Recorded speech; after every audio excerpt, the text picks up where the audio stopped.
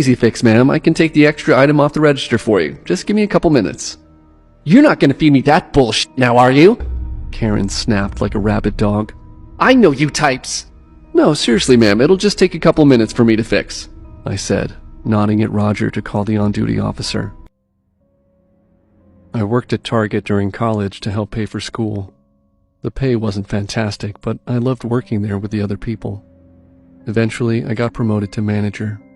However, because of this experience, I didn't last long in that role.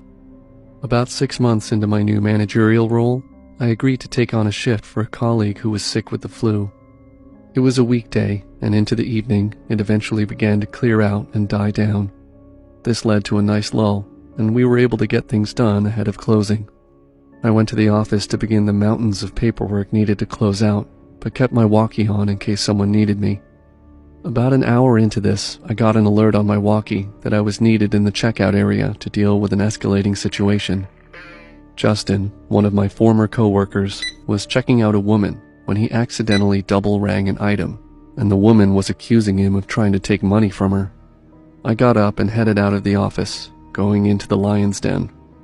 I'll give some perspective into how loud this woman was screaming. The manager's office was on one side of the super target, close to the electronics. Justin was assigned to a register on the other side of the store, right by the grocery department. I could make out every word that Karen was screaming as soon as I stepped out. I knew right away this wouldn't be an easy fix. I radioed another manager, Roger, for backup, alerting him that he might have to call the on-duty officer. Putting on my best customer service face, I headed over. Poor Justin looked about ready to pass out as I approached. Our Karen saw me and like a laser turned her focus on me. I want you to fire him right now! I'm not gonna leave until you fire him! I could tell it was gonna be one of those days.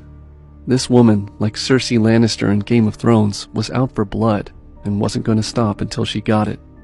It's an easy fix, ma'am. I can take the extra item off the register for you. Just give me a couple minutes. You're not gonna feed me that bullshit now, are you? Karen snapped like a rabid dog. I know you types.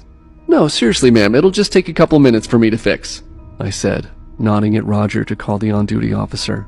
You know what? Screw this! You just lost a loyal customer! I hope this store burns to the ground! Karen shrieked, picking up a can of tomatoes from her cart and hurled them at us. Fortunately, she missed by a wide margin, and it cracked the register screen open.